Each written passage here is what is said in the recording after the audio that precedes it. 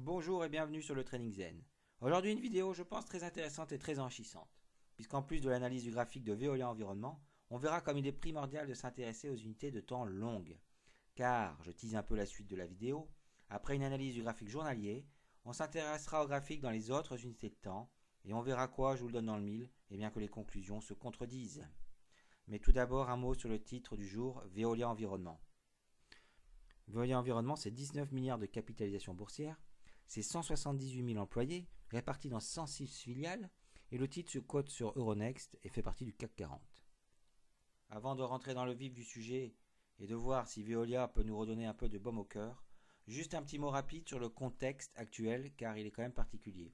Oui, la période est agitée. Je ne suis d'habitude pas favorable à commenter l'actualité car selon moi l'essence même de l'analyse graphique c'est justement de considérer que toutes les news sont connues et intégrées au graphe. Donc à partir de là, pour moi, il est inutile de chercher à comprendre les réactions du marché. Et si on regarde ce qui s'est passé ces dernières semaines sur fond de conflit russo-ukrainien, on note que les gros investisseurs, ils ont vendu d'une part, mais qu'ils sont également très nerveux. Et on voit qu'il y a des mouvements amples et brusques. Pour preuve, cette variation de 7% du CAC 40 en une journée. Donc attention à la volatilité, attention à votre exposition. Le plus important, c'est qu'à l'issue de la crise, vous ayez toujours votre capital, car des opportunités, il y en aura toujours. Donc, mieux vaut ne pas prendre le risque de se cramer. Voilà, et avant de basculer sur ProRealTime, je vous propose de vous abonner et de liker la vidéo. Nous voilà sur ProRealTime, le graphique journalier. Bon, qu'est-ce qu'on y voit? On y voit que le cours, qui était plutôt stable aux alentours des 32 euros, a connu une baisse relativement importante. Entre le plus haut et le plus bas, on est sur une baisse de moins 31%. Bon, c'est pas négligeable.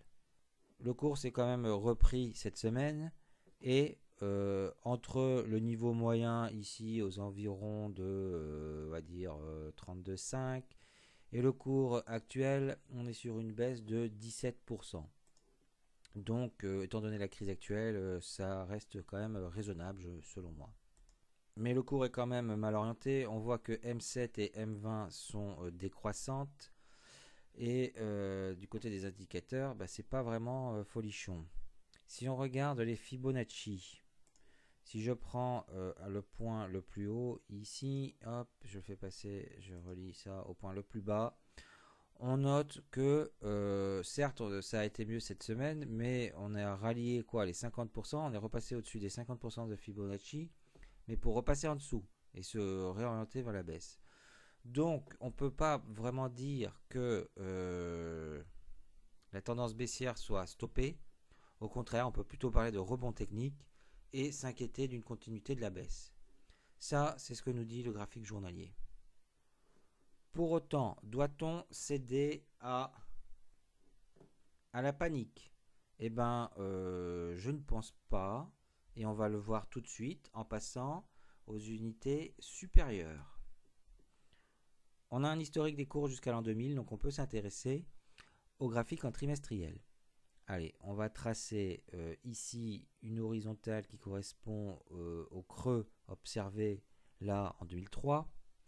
On le trace pourquoi? Parce qu'on voit qu'il a eu une influence ici en 2009, un rebond en 2009. Une fois qu'il a cédé, il s'est mis à avoir une influence en tant que résistance ici en 2014, qu'il y a eu un rebond en 2016.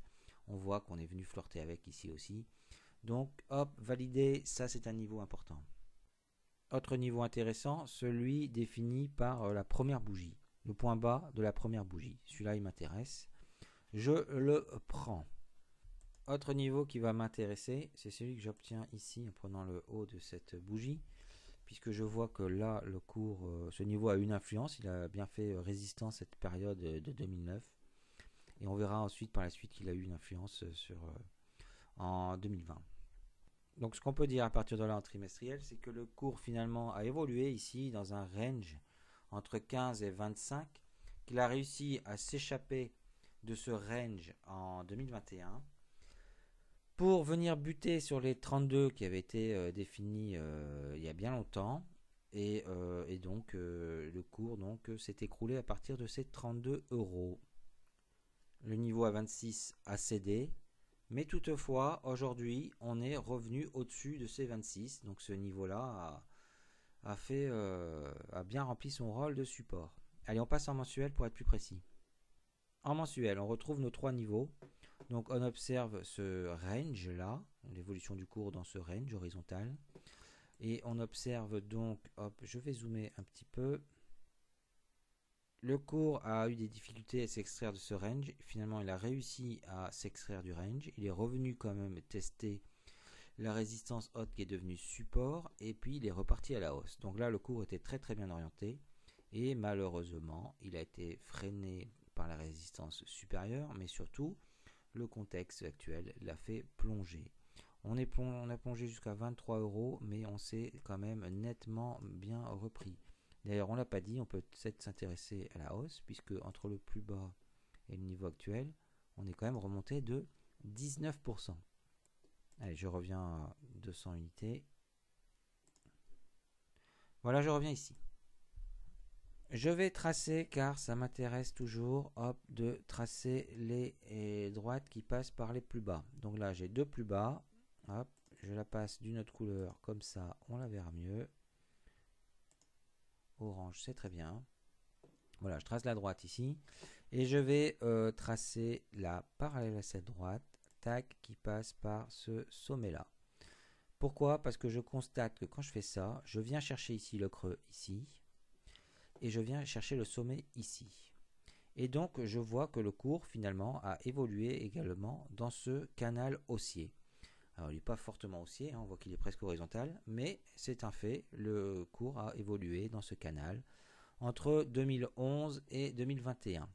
Voilà, donc un contact sur le bas, un deuxième contact sur le bas, un contact sur le haut, tac, tac, tac, le haut, le bas, et donc on est venu ici sur le haut, et on voit, hop, que dernièrement, pareil, donc le orange est venu, a été testé, on est redescendu sur la bleue l'a fait rebondir, le orange a été à nouveau traversé, et l'orange a cédé encore dernièrement. Le cours a évolué dans un canal horizontal et dans un canal haussier. Donc la situation aujourd'hui. Bon, bah, tout d'abord, la bougie en cours, elle n'est pas terminée. Donc ça va être très intéressant de voir où le cours va être dans 2 semaines, fin mars, pour savoir si on est bien toujours en dehors du range bleu. Ça sera très positif pour une continuité de la hausse. Il sera intéressant de voir où on se trouve aussi par rapport au range orange, en tout cas la borne supérieure. Est-ce qu'on sera venu clôturer le mois exactement sur ce niveau-là? C'est-à-dire, est-ce qu'on clôturera aux alentours de 29,7? Ou est-ce que le cours va réintégrer le range bleu? Ce qui sera pas une bonne nouvelle.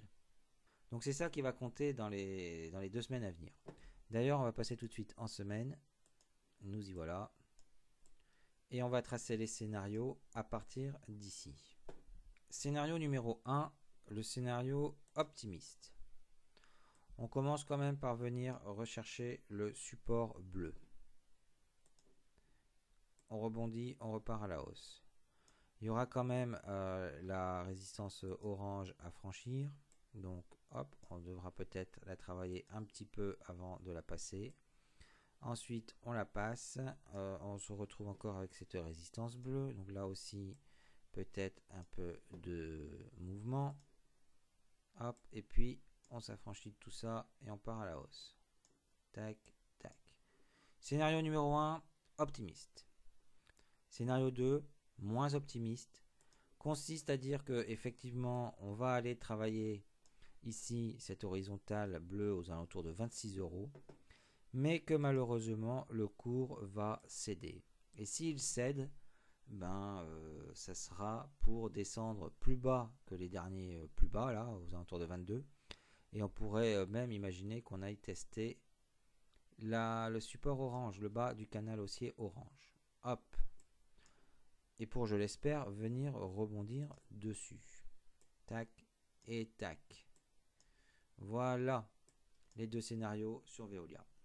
Je privilégie quand même le scénario orange. Enfin, en tout cas, c'est ce que l'analyse graphique nous dirait, selon moi, selon mon interprétation. Donc voilà. Bon, le but, c'est pas de vous donner un conseil d'investissement. Le but, c'est de faire de l'analyse graphique ensemble. Et donc voilà. Et donc, ce qui est intéressant, c'est donc de voir que les conclusions ne sont pas les mêmes en journalier et en trimestriel, voire même semaine. Puisqu'en semaine, on est même conclusion, hein, on est bien, puisque regardez les Fibo, hop, je constate que nous avons eu un mouvement de hausse depuis 2020, qu'on a retracé aux environs de 50%. On n'a pas clôturé en dessous des 50%. Quand on est passé sous les 50%, on est remonté. Et on est même remonté au-dessus des 38,2. Donc aujourd'hui, on peut dire que voilà, il y a eu un retracement, une consolidation, au sein de cette hausse. Mais cette hausse, elle n'est pas remise en cause. Et donc le scénario orange est plutôt à privilégier. Alors qu'en journalier, on y retourne, on voit que le journalier, c'est pas reluisant du tout. Nous aurons certainement l'occasion dans une vidéo future de voir le résultat. Alors abonnez-vous si vous voulez voir cette vidéo dans laquelle nous verrons s'il fallait se fier aux unités journalières ou s'il fallait se fier aux unités plus longues. Allez, abonnez-vous et à bientôt.